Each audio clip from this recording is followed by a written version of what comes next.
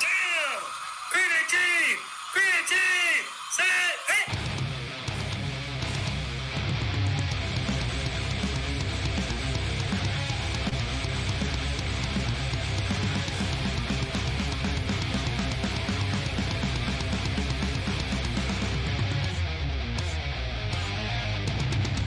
Good evening, football fans, and welcome to 3 and Out right here on IE Sports Radio, your direct feed for all that is sports.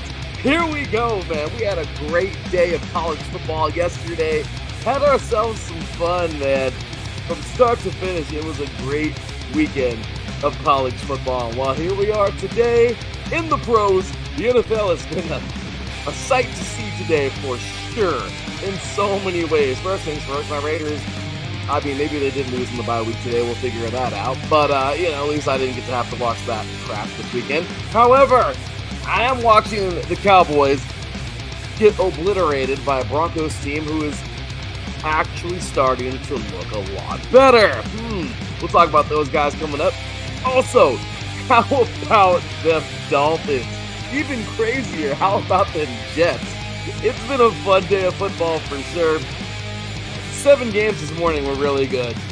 Now this afternoon we got 3 that are pretty fun. At the moment. I mean, really none of them, I guess. the games that are at the moment are, let's just say we can do the show while these games finish out, right? But of course, we got plenty coming up this week in high school football. This is it. This is what it all comes down to. And I will tell you 100% of the time, Teran and I have been talking about this game for a while now, and that, of course, is modern-day St. John Bosco. That is coming on up this week. Check out our picks, who we're picking and why. We talked about that a little bit yesterday, but if you didn't tune in, well, here's your chance to check out what we got to say. Also, in the rest of college football, down goes number 1. San Mateo falls to rival San Francisco. How about the Rams? And I ain't talking about the ones in LA. Now, the team that deserves it so very much, those Golden West Rustlers, will now be number 1 in the NJCAA. Hutchinson looking dominant. Can anybody stop these guys? In the FCS, North Dakota State dominates. Division II, Ferris State in a close one. That Anchorbone Classic was a classic. And plenty more all around college and professional football. You are now tuned in live to 3 and Out right here on IE Sports Radio, your direct feed for all that is sports.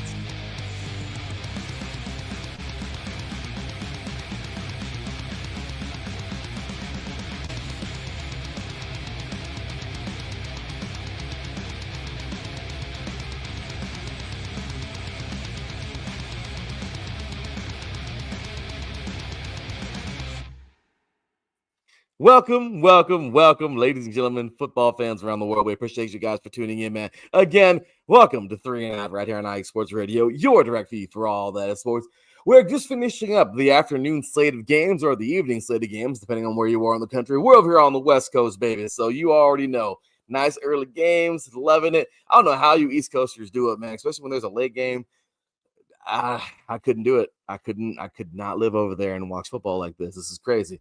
So big ups to you guys if you do that, though. Get to sleep around to midnight and then wake up in the morning to get ready to go to work. So anyway, we are ready, man. This has been a fun weekend. Like I said, we got so much to get into today in this hour of football. We are going to be jumping on into these games from today. One, I think, just went final. Actually, no, close. We're almost there. We are almost there with a couple of these games. Actually, no, we did. We did have a game go final right now. So we will get into that final. And, of course, the other 2 that are being played, and then get on into the rest of the ones from today and give you a little bit of a preview for Sunday Night Football and Monday Night Football coming your way. Big ups to our boy, man. I know, 5 in a row. 5 in a row for the New England Patriots. Who would have thought? This team is looking good. Again, the final score here, Tampa Bay Buccaneers absolutely just slap around the Saints as if we didn't think that was going to happen anyway, right? Anyway, with that said, man, we got a whole giant show to go, and I need a co-host for this one. So, ladies and gentlemen, welcome me, my co-host. He is here wearing the SC gear, ladies and gentlemen. Welcome me, my boy, man. the host of Set Point here on IE Sports Radio, our IE Sports Radio SoCal Insider, and of course, the host of this show, Mr. Teran Rodriguez. What's going on, sir? How you doing, man? Hey, Larry B. Thanks for having me on. It's another great day of football. And yeah, I had to rock the SC here because USC wound up winning their bye week. And because of that, they are now back in the top 25. Well, Teran, which is nice because at least one of my teams won in their bye week. The Raiders actually lost earlier today in their bye week. They lost 14 to -3. I'm not quite sure how you get negative in the NFL, but they figured it out, which is pretty cool. So just so you know, Teran, the Raiders will not be bothering the Chargers this year in the AFC West. This is one less obstacle to jump. But but with that said, at least the good old Trojans didn't lose in the bye, which is really hard to believe this year. I know isn't that crazy, Teran? 2 losses on the year and it's like season's over. But that's college football for you. Yeah, everyone's saying they got to win out or they're not going to make the national champ or the college football playoff. Yeah, and they got another primetime game next Saturday when they play at Nebraska. Which is crazy.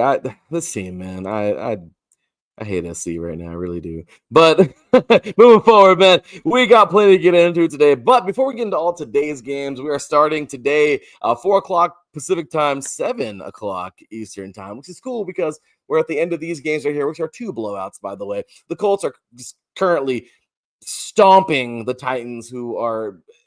I still can't believe the Titans got a victory this year, which is crazy. But 38-7 right now with 5 minutes left in this game. And the garbage time started about, 3 quarters ago in this one. And right now, Bo Nix and the Broncos looking pretty darn good over the Dallas Cowboys, 37-17. So, yeah, Teran, we're good. We are good to talk some football because, well, what's on right now, I'm not even sure it can be classified as football. You just have 2 blowouts happening. This is basically... We have 2 Raider games going on right now. That's all. Nothing important. So, yeah, Colts were good old Colts, man. So, all right.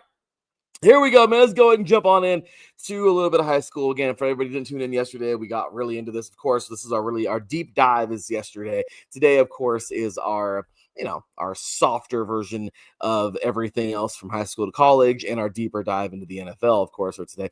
But let's go ahead and give a couple of looks here. Teran, obviously, a couple games that were solid, but as of right now, the ones, look, those are all over with. Okay, even the Saturday games doesn't matter. What does matter though is going into this week. So I do want to talk a little bit about this week, man. Number 1, St. John Bosco. Number 12, Mater Dei. We know what it is. St. John Bosco wins. This team's just got to win out, and they're going to win themselves another title. They lose. Oh boy! Now we have St. Francis Academy in the mix. Maybe even Grayson. I mean, I'm telling you, we have a couple teams that are right up there. Or does Mater Dei leapfrog everybody and somehow get back up there and get their chance back to win a title? Sierra Canyon's in the mix in California. Teran, what? You're the professional on this game, I think. I really do think you are the pro on this game, man. Like I said. So, what do you think, Teran? Give us each team winning this week what you truly believe would happen in the top 25. So if Bosco does win, well, obviously they'll stay at number 1. That's a given. But depending on how much Bosco loses by, depends on if St. Francis Academy jumps them. I mean, Grayson obviously has the lower rating and lower strength of schedule. So obviously I think St. Francis Academy would definitely have the argument over Grayson. But if St. Francis Academy somehow slips up, then we have ourselves a big question. I mean, they're playing the St. James Performance Academy, but the following week they've got IMG, and that's a short week for them. And St. Francis's opponent is actually 8-0. So even though that team probably isn't all that well known, I don't think that's a layup for St. Francis. It's tough for a freelance team, in my opinion, to have these when it comes to facing certain games and whatnot. And careful of IMG Academy. I mean, if IMG Academy beats St. Francis the following week, then they may have a compelling argument if St. Francis is number 1. So we'll have to wait and see when it comes to IMG and St. Francis. Centennial, I don't see them losing. Some are actually speculating that one of their opponents might have actually lost on purpose, but I digress. Sierra Canyon, I still don't think they're going to be on the radar in terms of like winning the national championship. I mean, they'd have to win the whole CIF Southern Section Division I and CIF State. So, and then Mater Dei, if they somehow win, which I definitely think they have a chance, I could see them possibly jumping Santa Margarita. Not sure, but probably not jumping Sierra Canyon, unless Sierra Canyon loses to Loyola, which Loyola, they're nowhere near top the Mission League. So I think it's going to be a very fascinating week, and these next 2 weeks are going to be really going to determine who is where in terms of the national rankings. This is it, man. We are here at the end. Of course, big shout out. Thank you to Max Preps, man. We're getting all our stats there. But yeah, Teran, you got all kinds of goodies for us there, man. This is going to be a fun week. You're right. These next 2 weeks are going to be a lot of fun. Right now, if I'm a betting man, which I'm not a betting man, but if I was a betting man, I'd say Coach Negro and his kids, man. His team right now, they're looking good. They're looking very good. Bosco is looking strong, but again, you never know what's going on. You know what I mean? You never know what's happening. So, high school rankings, man, looking fun. We got a lot there. Again, mark your calendars, guys. The new standings are out from Max Preps, so it is now officially number 14 St. Thomas Aquinas versus number 17 Chaminade Madonna in Florida. Florida battle. This is the Max Preps game of the week on Halloween. Again, these can both be the game of the week. Personally, I get it because, you know, they're closer ranked and this is the Florida battle. Realistically, my actual game of the week is Bosco and Mater Dei. This has national championship, all kinds of national championship implications in it. However, this is a big one, though. It's still a big game in Florida. Definitely a playoff deal here for these guys, and you know who's going to be higher in the ranks, obviously, after this week. So St. Thomas Aquinas, Chaminade Madonna. Teran, who are you taking in that one? Oh man, I'll take St. Thomas Aquinas in a high scoring thriller. It's gonna be fun, man. Just to play devil's advocate, I'll say Chaminade Madonna. I'll take I'll take that school. They're good, man. Seriously, Lions good. Let's see what happens. Let's see how this one maxes up here. But I think that's gonna be a really fun game. Also, Arizona shakeup. Hamilton climbs 33 spots. You guys, we talked about them beating Bosch this past week. This is so crazy, man. Hamilton is flying out the ranks. Also, undefeated and overlooked. Bixby, Oklahoma. These guys are 8-0 and they're averaging 58 points per game.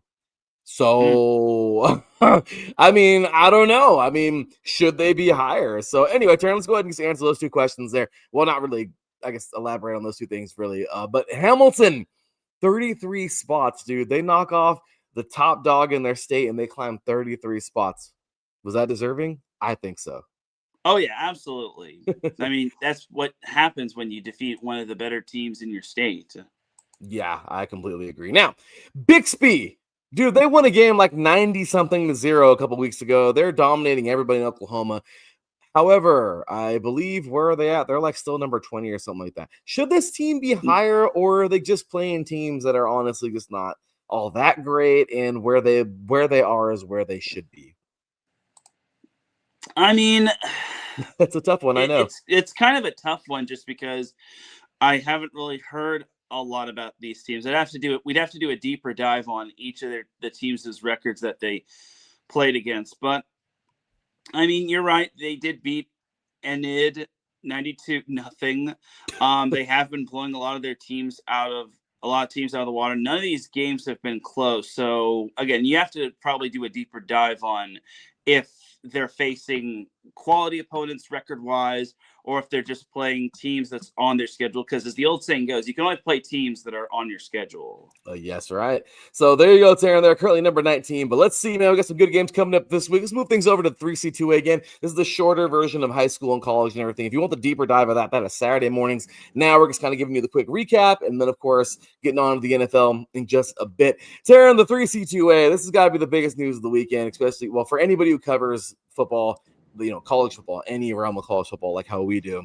Dude, down goes San Mateo. That's all I got to say. Down goes San Mateo. I did not think that was going to happen. I thought these guys were probably going to win out and win another title. I really did. It's not that they can't win another title because they only have one loss, but oh my gosh. Wow. Upset of the season. The Rams stun the defending champions on the road, handing the Bulldogs their first loss since 2022, man.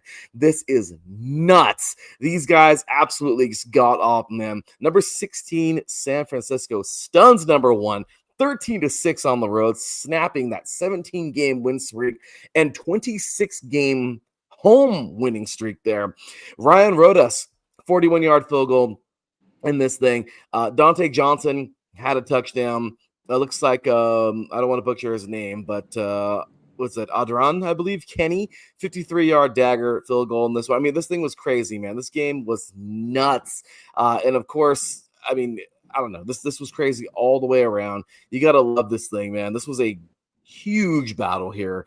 And it came down to this. I mean, the Rams dominated, man. The Bulldogs, these guys, they held the Bulldogs just 45 yards rushing and forcing 2 turnovers in a gritty statement win. Teran, what do you think, man? Down go the Bulldogs, up come the Rams? Yeah, that was an amazing defensive performance. I was just truly impressed by San Francisco on that win. Man, after that first quarter, it just felt like San Mateo wasn't the same. So, gotta tip your cap to San Francisco on pulling off a win on the road, mind you. So, that's really impressive if you ask me. That was huge, Teran. Well, talking about the other team now, because there is another team, and I think Teran knows this team pretty well. Golden West stays perfect. They get their victory. The Rustlers defeat number 9 Cerritos 27-19 to move to 8-0 and likely overtake number 1. I'm pretty sure.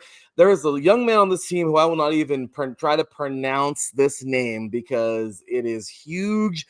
He's a Polynesian, really cool name. I just don't want to try to butcher it. But yeah, this young man, I'll call him K. All right, 2 Ks. Actually, I could say his first name, I think. Kuyana Oa, I believe. But 315 yards, 3 touchdowns. Dude, these guys got off, man. For Tanner Schmidt, 9 receptions, 177 yards, 2 touchdowns. The Rustlers' defense forced 2 turnovers and shut down the Falcons' comeback. Man, Golden West has to be number 1. Yeah, absolutely. Golden West deserves an amazing masterclass performance. I tried to tell you all that this could have been a letdown spot because Cerritos was hungry for a win, and Golden West was obviously coming off of that rivalry win over Orange Coast.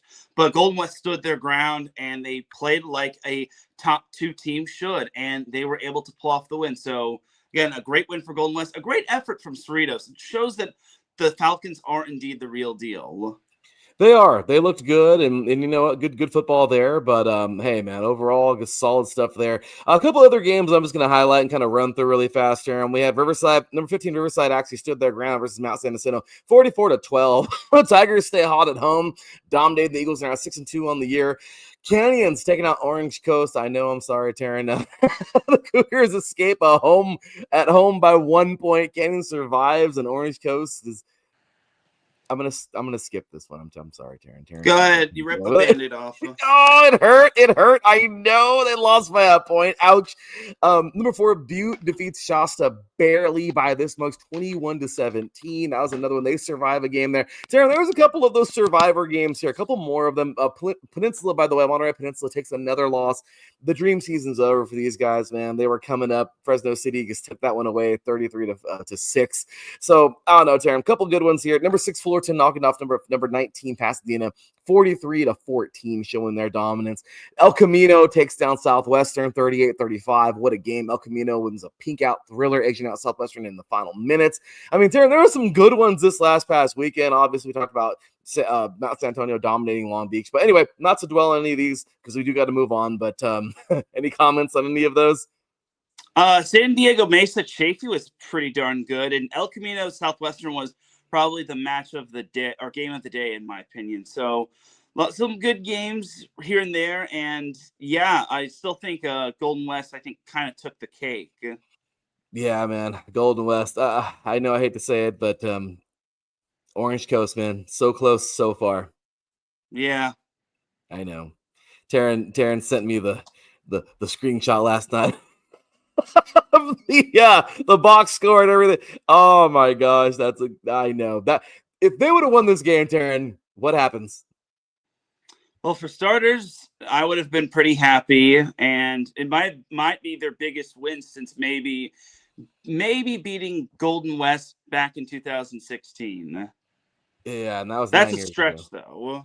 That is huge. So yeah, Teran. I mean, just insane right there, right? But anyways, all right. Well, there we go. A little bit of 3C2A action. Teran, let's continue it At on, least man. RCC won, by the way. At least RCC won, like I said. Mount San Jacinto, good game there too. And I'm not going to slight San Jacinto, man. This team, that team's coming. They're a good football team. They're coming. It's just just rough go, man. RCC obviously not what they were, but they're still pretty potent. So moving on, man. Let's go straight on over to the NJCAA. This was something we had here. If I can find it, there we go. I mean, Hutchinson just doing what they do, right? I mean, they stay perfect. 31-0 shutout over number 10 Coffeyville. Teran, we thought this would be a good game, but the key word was thought. We thought it would be a good game. They just went ahead and won this thing. They look so good, man. The Blue Dragons, they look good. These guys are every bit of the champions we thought. All Blue Dragons Saturday night. The top-ranked team in the nation showed exactly why they're number one under the lights and in the rain, by the way.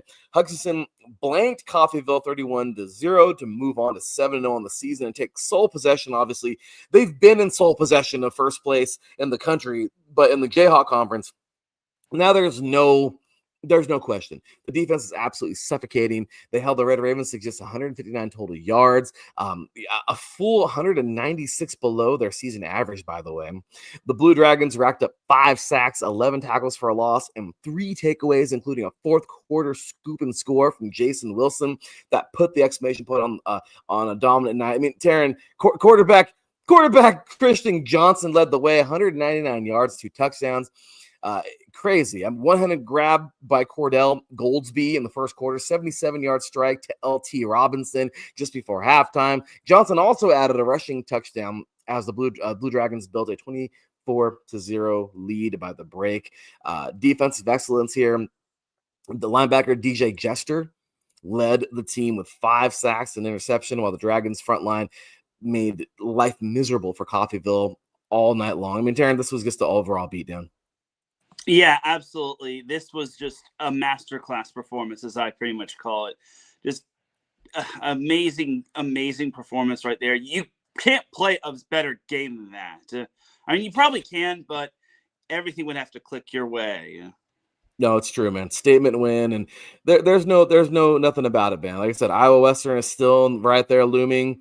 You have obviously, like I keep on saying, man, Tyler Junior College is right there. They're at number 3. They're not going anywhere. These teams are still strong. But yeah, man, when you look at the NJCAA, right now we're getting to the end of the season. These are the popular, this is it. This is the tippy top right now, and this is what we're looking at. I don't know, Teran. I mean, I know it happened. Look at Mount. How about this? I mean, we just talked about it. San Mateo, they fell.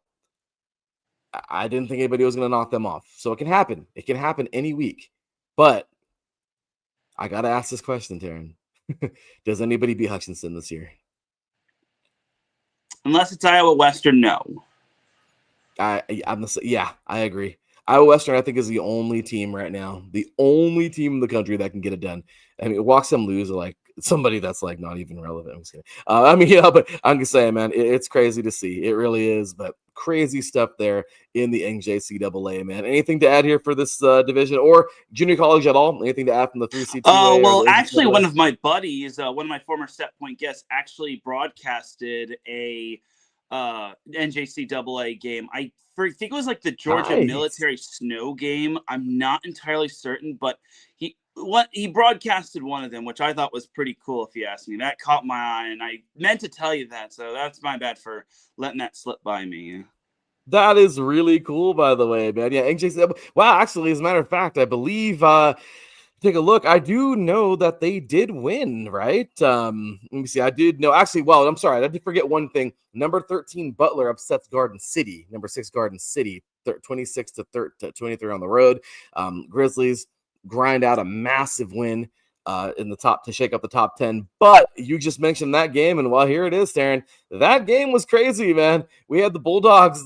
George Military defeated Snow 21-7. We thought they were going to win, right? We did both pick George Military. But that's pretty cool, man. He was broadcasting that one. Huh? Was he color commentating? I think he was play-by-play. He was the play-by-play guy. That is awesome, dude. Well, hats off to him, man. That's pretty neat. That was a pretty. I mean, I don't know. It was very defensive from what it looks like, but overall, I just feel like we both knew Snow was already kind of falling. Poor Snow. I feel bad for them. This isn't their year. They've been in and around the playoffs the last couple of seasons, but you know. I don't know, just not solid for these guys. But anyway, there you go. A little bit of junior college action for you there. But yeah, man, anything else to add for these games, or anybody else you want to shout out or make a quick note of or anything before I move forward? That's it. I think we got it. That's it.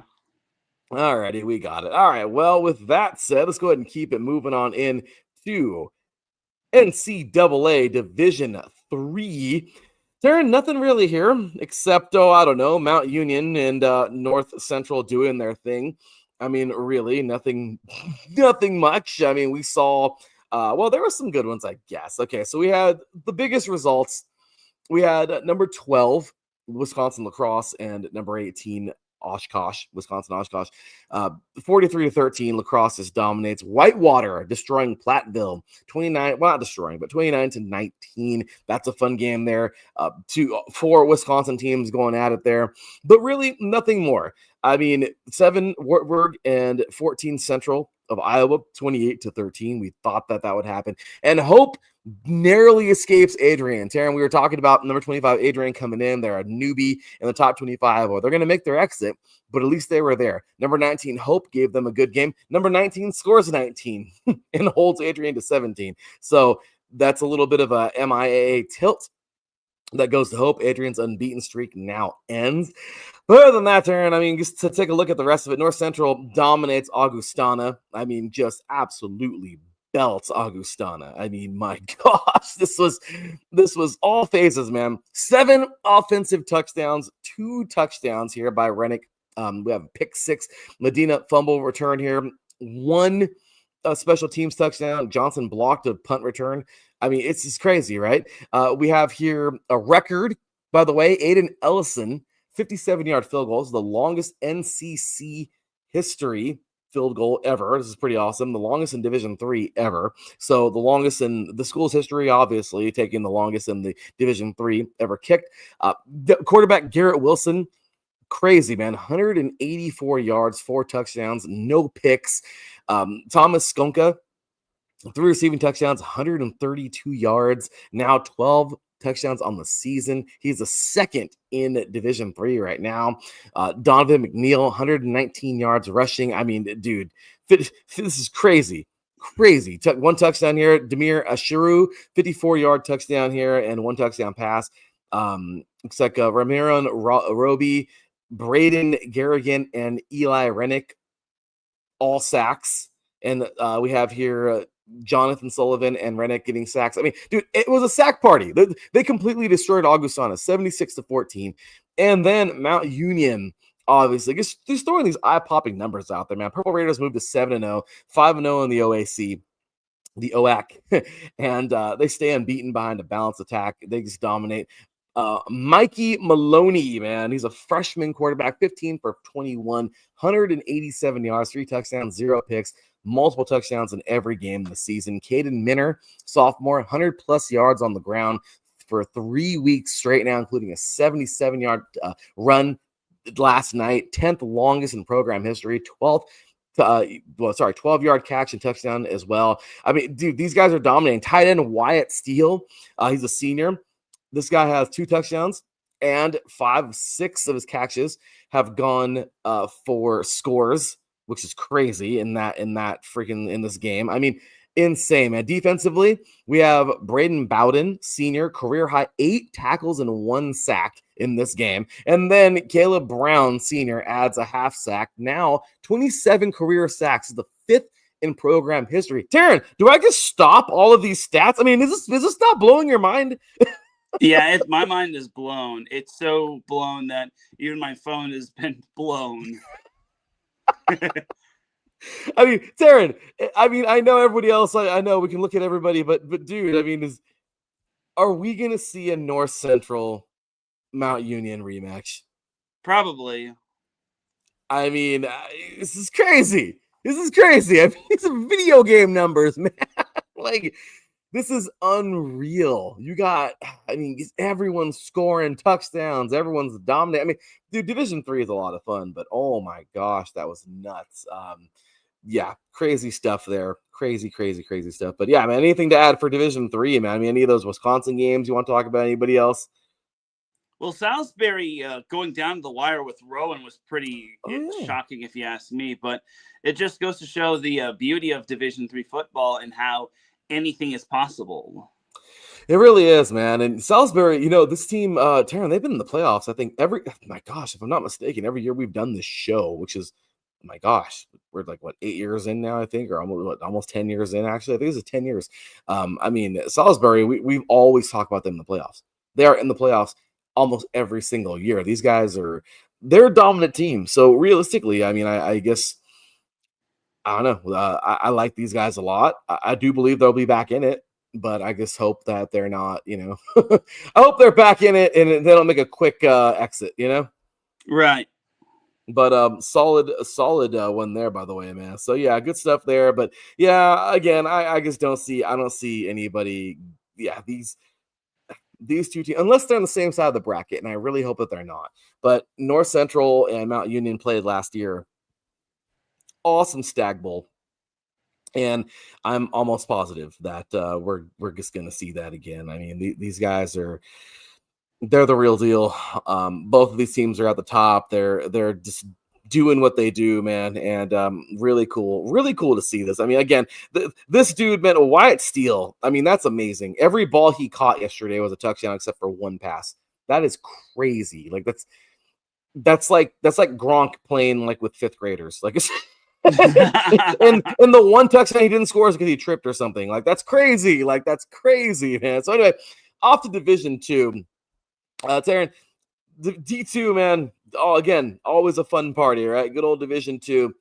Well, again, nothing really here, nothing insane, except for the one game we talked about. I mean, you do have West Florida putting up 55 on West Virginia State, which is crazy. The Argos torch these guys, poor old West Virginia State. But Ferris State and Grand Valley, man, we talked about it. Grand Valley's fallen out, and now they're out of the top 25 for sure. But Ferris State 38-31. We knew it was going to be a close one, man. The Anchorbone Classic is definitely a classic. Bulldogs stay perfect, and the Lakers fight to the end, but just nothing doing for those Lakers.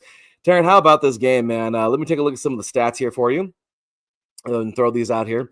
But yeah, so overall, okay, Bulldogs survive a back-and-forth war in Big Rapids to stay unbeaten at 8-0. Tariq Brett scores 4 total touchdowns as Ferris State extends its home streak to 24 straight. Huge stuff there, man. Again, just Tariq Brett. Dude went off, man. Had a really good game for these guys. And just overall, man, what more can you say? I mean, so anyway, I'll give you the floor, man. What you think about that one? Yeah, it was definitely the best game of NCAA Division II this week, especially since Grand Valley was coming in clinging to a spot in the top 25. Ferris State obviously being number 1. I felt Grand Valley played with a lot of hunger, especially on the road in a rivalry game. So gotta give it up to Grand Valley for making it a battle. It's just that Ferris State is number 1 for a reason. But I think Grand Valley stays in the top 25. Maybe they even go up, considering this isn't a bad loss by any means. No, and you're right. Maybe they do. Maybe they do stay. Again, I mean, I don't know how. It's true. It sucks because I don't know if they're going to get into the playoffs or not. But I mean, yeah, I do feel that. I mean, why not stay ranked? I mean, Anchorbone, dude. Anchor Classic. This is a fun game, and I really do feel that both of these teams deserve to still be in the top. Obviously, Ferris State's the outright number one, but I do feel that, honestly, Grand Valley does deserve it. You're right. I don't know how you play this kind of game and you exit because you just lost. Especially with Benedict losing to Albany State 31-3. Like, there's no way you can get Grand Valley State out of there. No, I totally agree, man. And this young man, Tariq Brett, we've been talking about him this year, and just great game. I mean, he came through for his team. Did his thing, and that's what it is, man. So really fun game there, and totally a game that we knew was going to be a good one. So moving on over now, Teran, to the NAIA again. Like I said, we're just kind of quick hitting as fast as we can because we got some NFL to cover, and we're already halfway through the show. So in the NAIA, man, we got some good stuff here. The one game we were talking about, I mean, well, there really wasn't any one game, but we knew that there was going to be the game, right? We're going to watch the top two at least. So at least two games. And Grandview, they hold off late, 32-28 versus Mid-American Nazarene. Vikings stay unbeaten. That was a close game, though. And then Kaiser, they blank Weber International 45-0. Seahawks dominate again. Obviously, just the rest of them dominate. Benedictine scores 73-3 over William Woods. Montana Tech cruises 51-0 over Maryville State. Or Diggers doing their thing. But I will say, dude, I mean, Grandview looks really good here in this game. I mean, it was a close one. But quarterback Jackson Waring accounted for 216 total yards, 171 passing, 45 rushing, 2 total touchdowns. And quarterback Dalton Van Pelt added 116 rushing yards and a key touchdown. The Vikings outscored MNU 18-7 in the second half to complete the comeback. MNU, let's see here. Quarterback Drew Miller threw for 240 yards and 3 touchdowns, including 2 first quarter scores, and stunned Grandview early. But the Viking defense tightened up, allowing us 103 yards on the ground and forcing key punts in the fourth quarter. The go-ahead score came with 8 minutes and 10 seconds left when Ethan Schultz powered in from 1 yard out to give GVU its first and final lead of the game. How about that, Teran? They had to come back. Number one had to come back to win that. Yeah, and it shows that matchups like that are the reason why you play the game. And gotta give credit to Grandview. They battled back from an early deficit, and they made the plays that they needed to make. And that's what great teams do. They make the plays. They don't always have to be great every single game. They just have to be great when they need to be great. And they were great when the fourth quarter came about. And gotta give credit to Mid-America Nazarene. They gave Grandview all they could handle, especially at home. But unfortunately, Grandview being that number one team, they just had a little bit more juice in them. They did. It's just, oh my gosh. What a panic for those Vikings fans. I'll tell you that right now. But I'm telling you, those Vikings fans are a lot happier than the Minnesota Vikings fans. I'll tell you that. And obviously, Morningside flexing, man. Morningside, I'm talking about them because they're coming on up, man. They destroy Concordia, Nebraska, 59-21 behind 4 touchdowns from Zach Chevalier, I believe, and pick 6 from Blake Bellamy. Statement win in Sioux City. So, as I said, don't count out Morningside. These guys are coming. I do believe that Morningside is going to be on their way. So good stuff there from those guys. All righty. So again, we're just going to keep on running through. We got the FCS to talk about real quick, man. And FCS, there was one game. That's it. Again, the one game. And the one game wasn't even good. I'm so mad. Again, both these teams need to freaking go up already to the FBS. But let's talk about it. Number 1, North Dakota State. They dominate number 2, South Dakota State, 38-7. This is a statement win, but again, is it? The Bison dominate both sides and sees the inside track to the MVFC title and the FCS number 1 overall seed. SDSU, not San Diego State, South Dakota State drops, but stays top 5 for sure. on a body of work that they've already have. But overall, I mean, there were some upsets. Dayton knocked off number 19 Presbyterian. That was crazy. 35-19 ends the Blue Hose unbeaten streak. Ranked Faller, which is crazy. Grambling knocked off number 11 Jackson State, which is pretty crazy. 26-24. That was a Bayou banger right there. You have Central Arkansas knocking off number 23 West Georgia, which is disappointing because I was so high on West Georgia just moving up this year from D2, but they're kind of hitting reality a little bit. 18-17 though in a good one, but they're still good. And there was a scare avoided. Illinois State knocked off South Dakota 21-13. Big MVFC road win for a top 10 Redbirds team. So there you go, Teran. Any elaboration there on any of these games, especially the one that we just been talking about, the North Dakota South Dakota State game? Well, also Davis kind of had a little bit of a quick jump on Northern Colorado. Harvard, I know, beat Princeton, which Harvard really surged in the second half. Don't look now, but they are taking control of this Ivy League with an iron fist. So that was another notable matchup right there.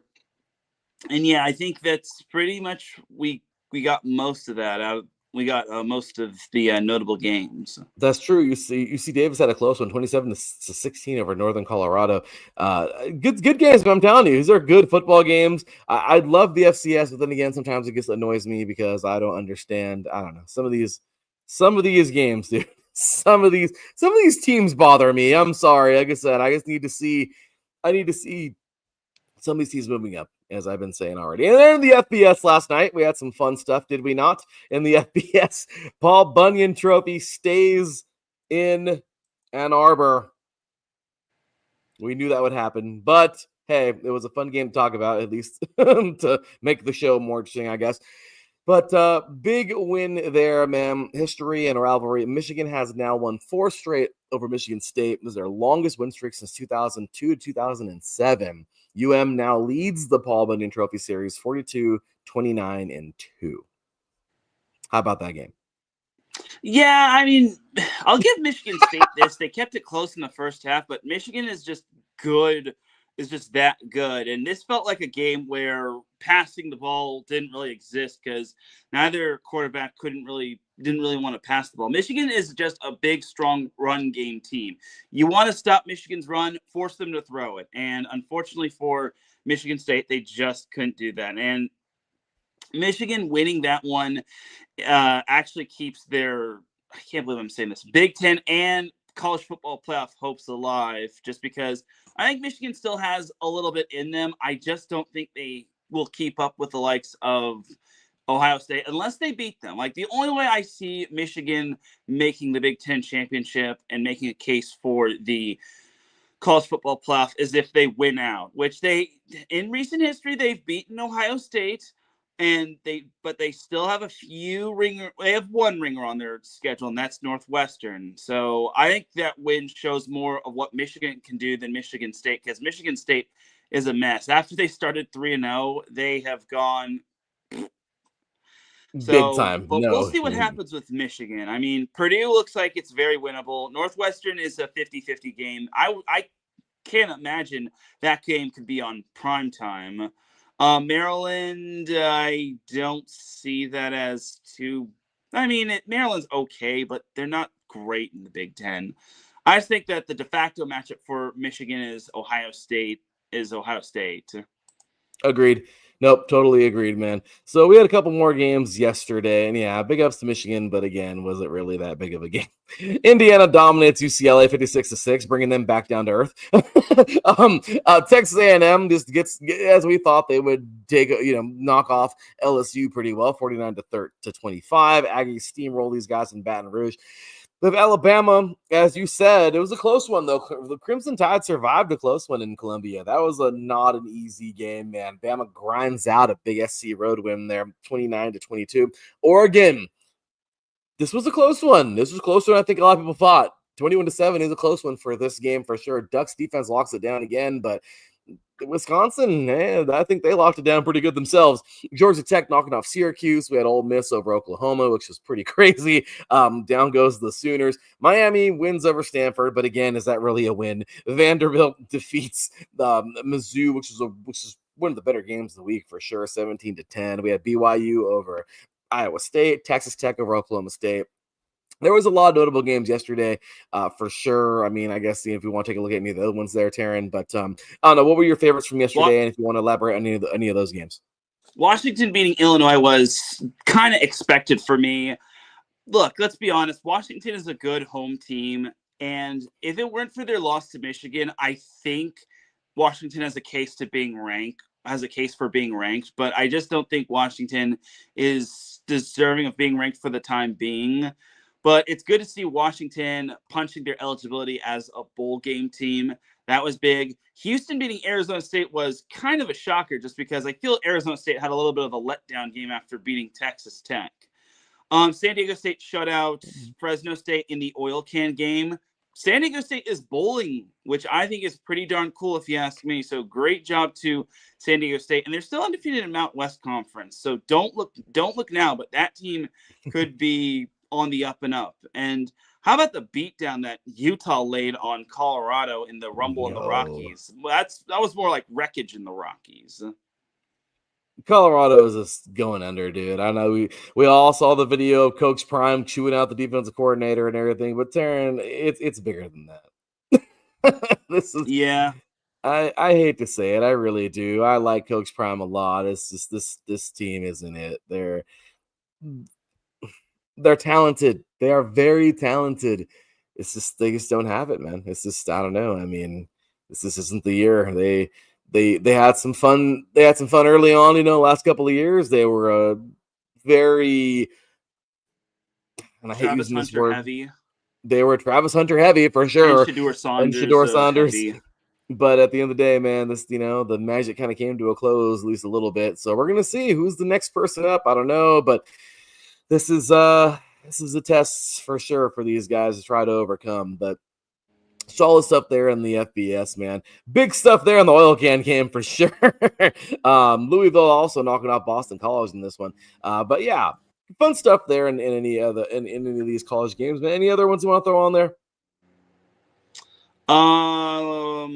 Nebraska being Northwestern was a pretty good win. I mean, Northwestern's improved. I mean, obviously they have the win over Penn State, but that game pretty much solidifies Nebraska as a bowl game team, and it gives Nebraska some confidence because they've got SC, like I mentioned, in the primetime game next week. Memphis beating South Florida. I knew they would. I had a feeling Memphis was going to pull that one out. In their really cool uniforms. Was quite astounding. They scored 17 points in the fourth quarter and shut out number 18 South Florida. So you got to give it up for the Memphis Tigers and their really cool uniforms. You look good, you got to play good, and that's what Memphis did. You're totally right, Teran. And one more I want to throw out here, man. How about Texas taking overtime to knock off Mississippi State? I will admit, I mean, both you and I yesterday kind of slammed Hail State a little bit. We both said the Longhorns would roll these guys over, and, well, it wasn't that easy, man. They survive in overtime, but the Longhorns, man, they found a way to win in Starkville and stay ranked, but that was a lot closer of a game than I thought it was going to be. Man, I was ready to have the Nacho Year meme fired up, but Texas escapes, and, man, you got to feel for Hail State. Just unfortunately could not get it done. And how do you let up 24 points in the fourth quarter? It seemed like a little bit of a carbon copy of the Broncos-Giants game from last Sunday. Dude, that was something else, wasn't it? Yep. All right, Sarah. Well, let's go ahead and move on into the NFL, man. Well, where's my little thingy there? NFL time, man, because today was a fun one. I mean, my gosh, again, the Raiders didn't play, so I was very pleased. To say the least, and I am saying the least because I don't even want to talk about those idiots. But good game. And, well, let's get into some of these from today, man. These will be fun little quick hits, obviously. So let's get to it. Starting off, obviously, Thursday night, you were on cloud 10, man, because the Chargers, we talked about all, winning that nice big game over the Vikings, talked about that game yesterday. But on to Sunday's games, and, well, here we go, Teran. Looks like we start off the day Jets over the Bengals, 39-38. What in the crap? The Jets finally broke through, man. One of the wildest finishes of the season. Breece Hall put the team on his back. Rushing for 133 yards, 2 touchdowns, and even throwing the game-winning 4-yard pass to Mason Tyler with under 2 minutes left. Justin Fields has 224 passing. I mean, this was crazy. 502 total yards in their first win of 2025. What the hell happened here? Yeah, Bengals defense was non-existent. They got 0 sacks, which is disappointing if you ask me. The Jets were bound to win one eventually, and the fact that they did so against the Bengals was big.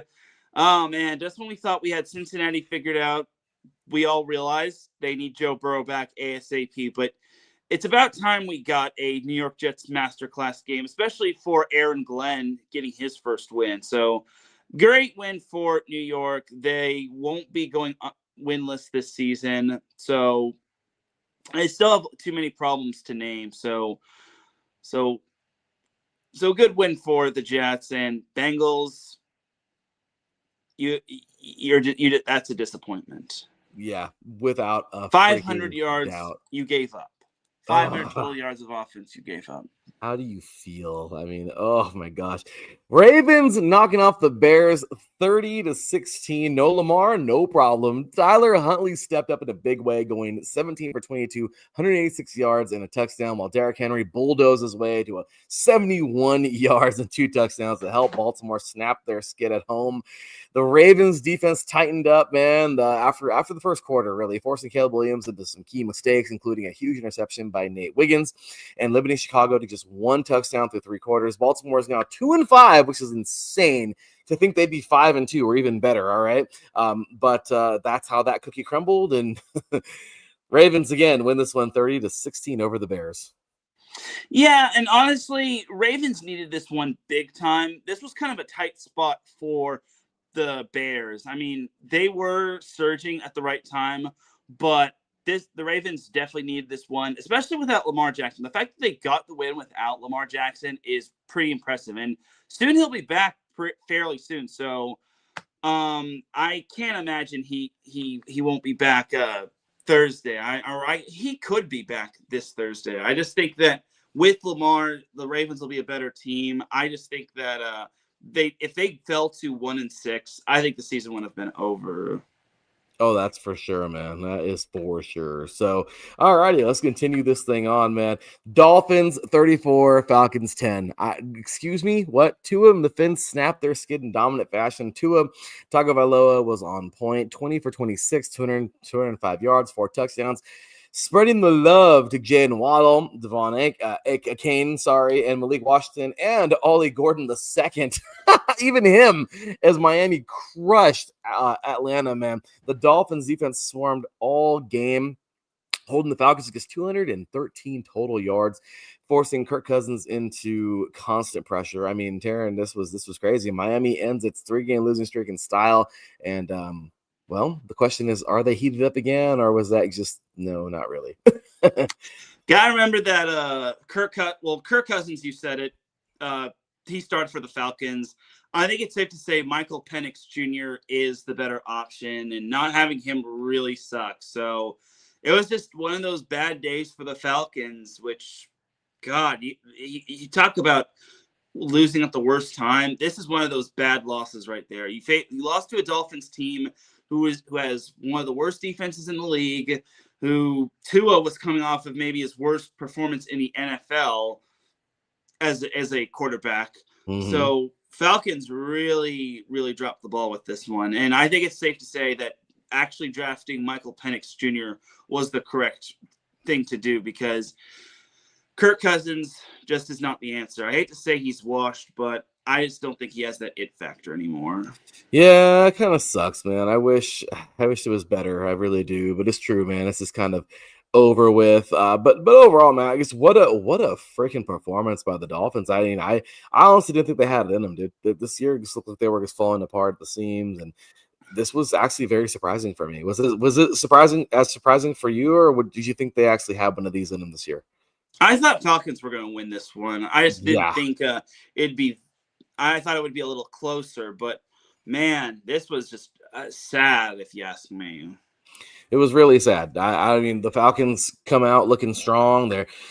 I don't know. This game was, I mean, it happens. It's just one game, but my gosh, I hope this doesn't kill their momentum, man. That was a tough go there for those Falcons. Next up, man, the Buffalo Bills absolutely destroy the Panthers 40-9. Teran, I know the Panthers were on a 3-game win streak. I know that's over now, and I know that was impressive, but Teran, did you really think this game was going to be any different? No, and honestly, the Bills kind of needed this one. They needed that little bounce back win after losing to the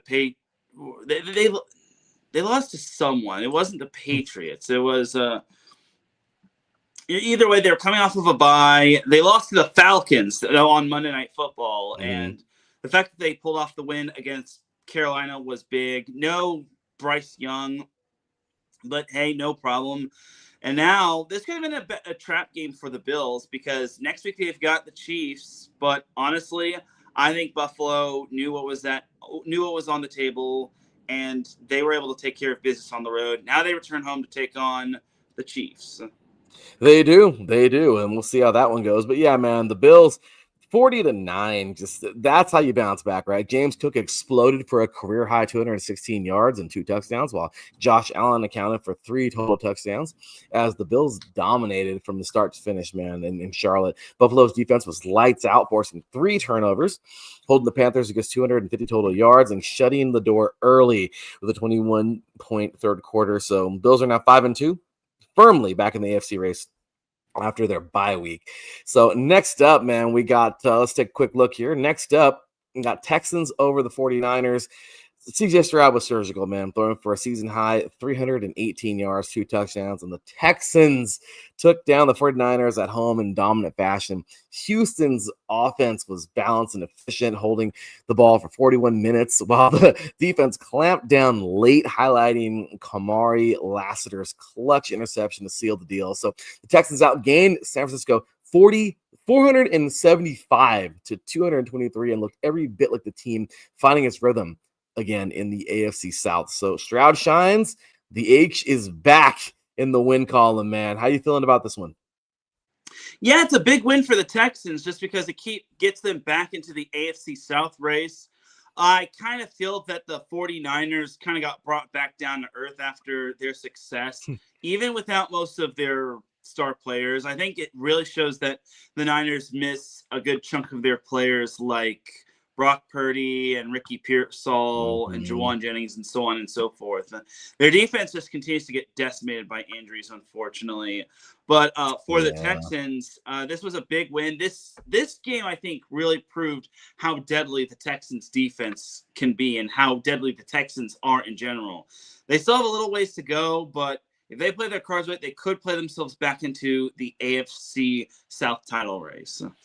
And that's about right. I mean, seriously, man, this is Texans are there, and again, the AFC South isn't very competitive, so let's just call it what it is. So anyway, man, the freaking Eagles, how about this? They had me a low-key kind of scared for just a little bit, but they win this one 38-20 over the Giants. Philly's flying high again, kind of. Jalen Hurts was on fire, throwing for 4 touchdown passes, 2 to Dallas Goedert, plus scores to Saquon Barkley, man. This was crazy. Barkley gets one. John Dotson gets one.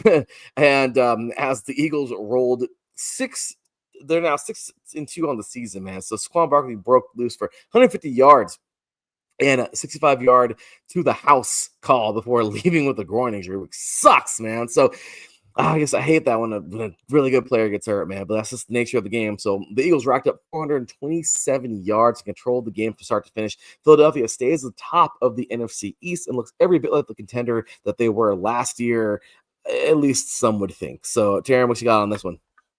Yeah, I thought the Eagles kind of started to put it all together in the second quarter once everything just was in place. I will say I feel bad for the Giants just because, man, losing Cam Skattebo is just tough for them. I'm not going to say that losing Cam Skattebo was the deciding factor, but I think it really sucked all the energy out of the Giants because it's tough to lose a high energy player like that, especially since he was kind of the guy that helped beat the Eagles last time around. So It's tough for the Giants. I feel the loss to the Broncos kind of didn't do them any favors. I mean, Oh early on it no. looked good, but I think reality kind of settled in after that first quarter Yeah, and it's after the rough, Scattergood man. injury.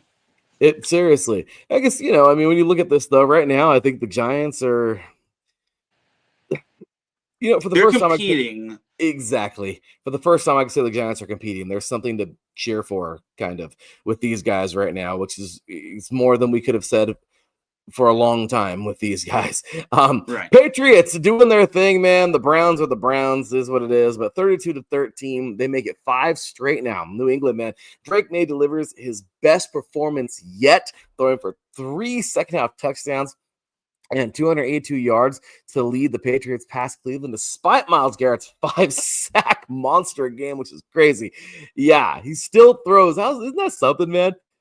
Crazy. Still has a great game and gets sacked 5 times. The Pats outgained the Browns 422 to 213, which is crazy total yards. We have dominant possessions here, man, just all over the place, and they kept their composure after an early deficit to move to 6-2 now to stay atop of the AFC East, which is crazy because we haven't seen the Pats look this good since, well, I think you remember. But this team is starting to look a little dangerous, man. Should we be fearing the Pats, or is this just kind of a weird year in the AFC East? I think we should be fearing the Patriots just because they do have they have a last place schedule, and I don't know if they're going to make the playoffs, but 5 wins in a row is really impressive. And Drake May is starting to become the quarterback I think we all thought that he was supposed to be. So, and against the talented Browns defense, I think that that's impressive. So, Patriots, I think, are really starting to come into their own, but I really want to see what else they can do going forward. There's a lot. I mean, I don't know, man. This is crazy. I mean, 5 straight now. This is looking a little different. And you know what? I like it. This is different.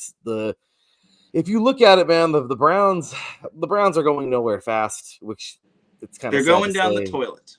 Yeah, kind of sad to say it that way, but that's just what it is, right, Teran? But for the freaking Patriots, man, you know what? Good stuff. Good stuff. This team is looking okay. I like what they got going on. Let's see what they got. So, all right, Terrence. So moving on, we only got about 15 minutes left here in the show. Buccaneers, we can solve this right now. Final score: defense. The Buccaneers the defense stole the show as Anthony Nelson delivered a career day, man. 2 sacks and a forced fumble and a pick 6, powering Tampa Bay to a 6-2 in first place in the AFC South, man. What do you think of this team so far right now? Even when the Bucks receivers are all banged up, like Godwin, Evans, and Mbuka, this team is just on a heater. It's the NFC South is the Bucks to lose, in my opinion. Like, Saints are a mess. Panthers are without Bryce Young, and the Falcons are without Michael Penix Jr. So I can't imagine the Bucks fumbling this division away. The only way I see them fumbling it is if their first place schedule starts to catch up with them. But Tampa Bay, the scary thing about this is that their defense just really shines. So great stuff from Tampa Bay. And you know what, man? How about Baker? You know what? I mean, this guy for a while, I mean, people hated him when he entered college. He was, had a little bit of a different look in college and back then, and coming into the league, people were questioning his maturity and whatever. Dude, I think at the end of the day, we can say now, yeah, this guy, Baker Mayfield, is every bit of the quarterback that everybody thought he really was for a long time. And it's really cool to see it now. This guy's really just blossomed into that freak of nature quarterback, the guy that can shrug stuff off, the guy that can play at such an elite level. And I like it, man. I guess, you know what, talk about redemption. This guy's awesome, and I'm really happy that he was able to redeem his career that way, even when some people thought he was a bust coming out of college. So really, really refreshing to see that for Baker. Tampa Bay revived Baker Mayfield's career. They did. Yes. Is it safe to say, though, that Baker is helping revive the Bucks a little bit too? Probably. Today wasn't his best performance, but honestly, he didn't need to be that great. The defense just needed to do their thing and just control the clock, and that was how they were able to beat the Saints. So nothing too big, but honestly, always save your big games for when it truly matters. Yep, you're absolutely right. You're absolutely right. So next up here, man, we have the Colts. Obviously, just went final a little bit ago. Colts 38-14 over the Titans, man. Another week, another Jonathan Taylor clinic. The superstar back exploded for 153 rushing yards, 3 total touchdowns, and an 80-yard house call as the Colts steamrolled the division rival Tennessee Titans to move to 7-1, their best start in years. Daniel Jones was sharp again with 3 touchdown passes, including strikes to Michael Pittman Jr. and Josh Downs, while the defense held strong despite limited possession. Indianapolis is not winning. They're dominating right now, and I can't even believe I just said that. Yeah, the Colts are just on a heater when it comes to their division and when it comes to being the best team overall. I feel, dare I say it, I think Indianapolis helped revive Daniel Jones's career, like Baker got his career revived by the Bucs, and sometimes you just need that change of scenery. And that, I think maybe Daniel Jones was the key piece that Indianapolis needed. For Tennessee, it's just tough because they have an interim coach. They also have an inexperienced quarterback. Everything is just going awry for Tennessee. So nothing they can just do except try to weather the storm. You feel for Tennessee. Cam Ward, I feel for him too, even though I know we're constantly making fun of the U and we're saying making jokes and everything. I feel for him, they're not. Yeah. I know. Will his receivers actually catch? Yeah, it's so sad, man. It's a rough go, man. But we'll see. I don't know, but I do know that let's see what happens to this guy and his hopefully he has much better years in front of him than his rookie year, because again, this really isn't totally his fault. I mean, the team sucks. So it's kind of hard. You're not going to get one guy on there to make it happen when you don't really have anything else. So rough go. And then, of course, Darren, we have the Broncos, the Denver Broncos just destroying the Dallas Cowboys right now, 44-24. I know it's 20 points, but I don't care. You put up 44, you destroyed somebody. Mile High Magic strikes again. Denver rolls to its 9th straight home win. Bo Nix was electric, throwing for 4 touchdowns and 247 yards, while the rookie sensation RG Harvey exploded for 3 total touchdowns in a statement win over Dallas. The Broncos offense was firing on all cylinders, man. 426 yards, and the defense forced key turnovers to bury the Cowboys early. At 6-2, Denver looks like a legit AFC contender, man. They're confident, they're balanced, and they're flat out dangerous at home. This team's looking pretty good right now, Teran. I know they're a division rival to both you and I, but I gotta give them their flowers, dude. Yeah, that win helps them stay atop the AFC West. I kind of figured the Broncos would win just because the last time the Cowboys beat the Broncos was September 10th, 1995. So the Broncos haven't beaten, or the Cowboys haven't beaten the Broncos in over 30 years.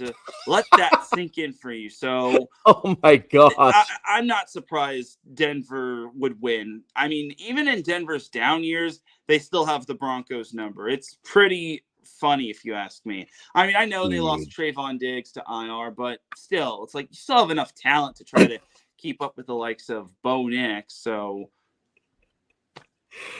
Cowboys still have a lot of questions they need to answer. The only question you need to answer is how in the hell have you not beaten the Broncos in 30? Oh my gosh, that's horrible.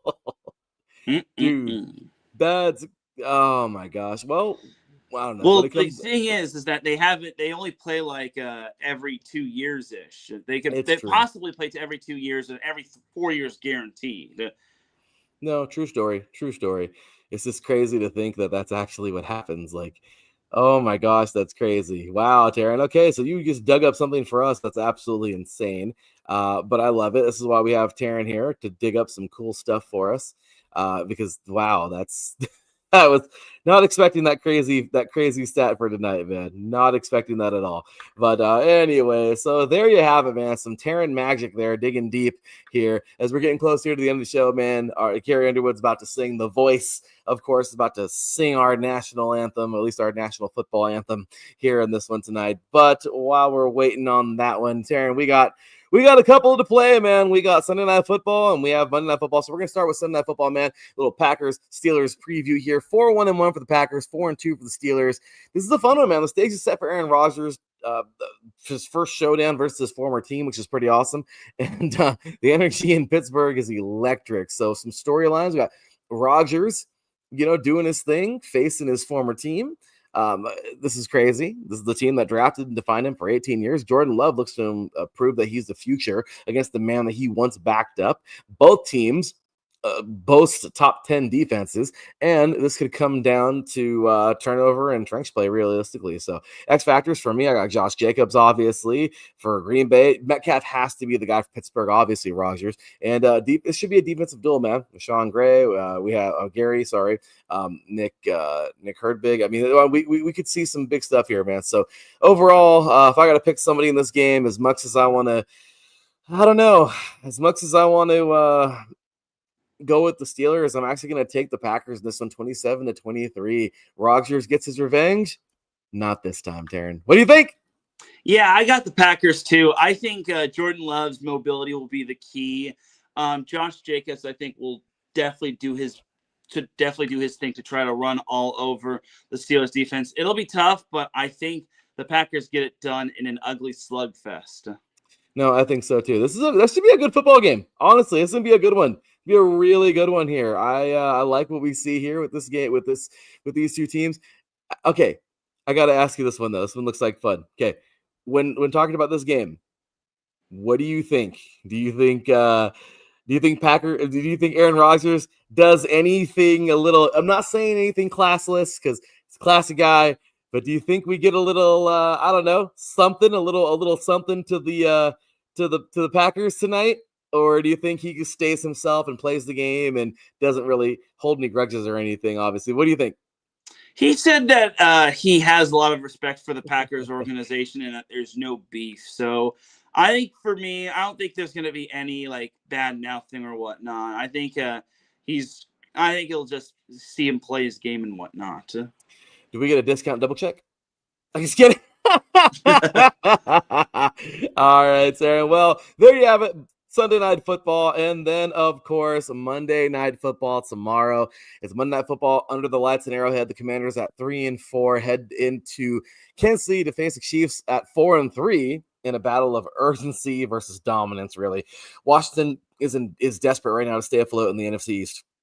But Patrick Mahomes has found his rhythm. There's no doubting that. 14 touchdowns and counting, and Arrowhead will be rocking. Can this Commanders defense slow the champs, or will Mahomes and Kelsey and Pacheco and these dudes light it up again? Teran, this is a hard one for me because I really do think the Commanders have a good chance in this game. They do. They really have a good chance. But when it comes down to it, I guess I gotta go the Chiefs right now, man. They're looking good. They see Denver. They see Denver running away with the division that's been theirs for years. And I don't know, man. I gotta go Chiefs. And oh, by the way, I didn't even tell you guys earlier. Of course, Blue is here. She got tired of having for me to give her some airtime, so she just fell asleep. So I'm sorry, Blue. She is making an appearance here tonight on the show. But yeah, Teran, I don't know. I as much as I want to go against that team that we both can't stand, this is hard for me to not pick the Chiefs. Yeah, you don't want to pick the Commanders. Jane Daniels isn't playing. Marcus Mariota is starting. I know Marcus Mariota does have a win over the Chiefs, but that was back when he was with Tennessee. Now he's a little older than he was previously. So give me the Chiefs. This one's kind of a no-brainer. I mean, if the Chiefs lose this, then I have some questions to ask. No, I'm with you. I don't know. I think they win this one. I won't say pretty easily, but well, actually, there could be this could be a trap game, but honestly, I don't see the Chiefs looking past Washington because next week Kansas City has Buffalo, and that's a rivalry game and whatnot. So my only concern for the Chiefs is that. But other than that, I think the Chiefs should roll the Commanders. Yeah, okay. Well, I guess he said it nicer than I did. So there you have it. And then, of course, I guess we can talk a tad bit about Thursday night football. I mean, again, we're getting ready. The anthem's getting ready to be sung. We are just about ready. A fast break is underway right now, also on IE Sports Radio, so they're getting underway. But we're halfway through, man. This is officially the halfway point of the season right now, basically. I guess week 9 is coming. But, well, it is here. But the night before Halloween, man, Ravens and Dolphins are both, well, Ravens are 2-5, Dolphins are 2-6. The next time we'll be on air is Saturday after this game. So, I don't know. What do you think about this one? This is the Dolphins actually look like a football team for the first time in a while, and the Ravens actually don't look like a football team, but low-key kind of have it, but then low-key kind of don't. I don't know. This is kind of hard, but I don't know. What do you think? I will take the Ravens. I can't imagine. I'm sure we'll get Lamar back. If he doesn't play, then maybe the Finns have a chance, but I think the Ravens, with their defense and how they performed against Chicago, I think they clutch up against the Dolphins on the road. Yeah, I agree. It would be I don't know, something there, but this is a good game. It really is. I like it a lot, but I got Ravens. Yeah. Ravens. I want to try to build it up. I want to make it sound like a cool game. I really do, but I just don't see that being a cool game. I don't want to sound mean, but it's like the Dolphins kind of like lightning struck for them today, and I don't know if it's going to strike twice. I mean, that's really, I don't know. That's really all I got to say for those guys. It's kind of a sad one there, but I wish, but dude, watch the freaking Dolphins come out and start dominating and start winning. And I'm just kidding, but wouldn't that be something? Yeah, that would be quite funny if they turned out to be the team that they actually were supposed to be. Yeah, that would be something, man. So, anyway, Teran, that's going to do it, man. That is going to end us off today. But, man, that was a fun one. We're getting ready, like I said, man, we're getting ready. The anthem's about to be sung in a few moments here, and we are ready to rock and roll. But, dude, how about this weekend, man? I'm telling you, we got so many good ones to go. Again, Mater Day, St. John Bosco, getting ready to get started. This week is going to be a fun one. I mean, what's going to go down in the 3C2A right now? I mean, again, San Mateo has dropped. Golden West is now, they're in control of their destiny. This is it. Who's going to contest these guys in the South? Will San Mateo be back? Of course they will in the playoffs, but how good will they look? Will anybody beat Hutchinson in the NJCAA? We probably don't think so. Like, again, that's it. Unless it's Iowa Western. Division III dominance, just North Central and Mount Union looking strong. Ferris State showing some vulnerability there, but that was, again, rivalry game there versus Grand Valley. Grand Valley needs to stay in that top 25 for sure. In the NAIA, Grandview, yes, you are dominant, and I'm pretty sure they're going to have a really good chance again of winning the title this year. FCS, again, just please go away, North Dakota State and South Dakota State. Please go to the FBS where you belong. Even though that was a very one-sided game this week, still very two dominant teams that we will see in the playoffs come this year. And then, of course, in the NFL, crazy stuff today. My gosh. All these different games that we were like, excuse me, what was that? How about that? I mean, Patriots looking strong, Dolphins getting a win, the Jets getting a win today, just crazy. And of course, both of us are picking the Steelers tonight. The Packers tonight, and both of us are picking the Chiefs tomorrow, and both of us are picking the Ravens on Thursday night. So, Teran, so many things to get into when it comes to football. We have so little time. But again, we thank you to all 600 of you who tuned in tonight. Teran, anything you want to say before we're out of here for the night? Anything? Go ahead. Well, this week might be a lot of great football that's going to be played, not just from the professional level, but the collegiate and high school level. This is probably the best week for football in 2025. It is. This is going to be a fun one. This is always a great week. Again, we're getting towards Halloween. This is it. This is where we start seeing the what is it? What do you call it? Pretenders and contenders and pretenders. Contenders and pretenders, because that's really what it is, Teran. Contenders and pretenders, and we're starting to see who the real deal is. So late season shakeups in college, the NFL, we're just getting halfway through this game, baby. So we are ready to roll. Teran, for my boy Teran Rodriguez, from your boy Larry B, that is that. Enjoy tonight's Sunday Night Football. And, well, we will see y'all on Saturday morning. Until then, take care. And as always, God bless. Peace. Peace.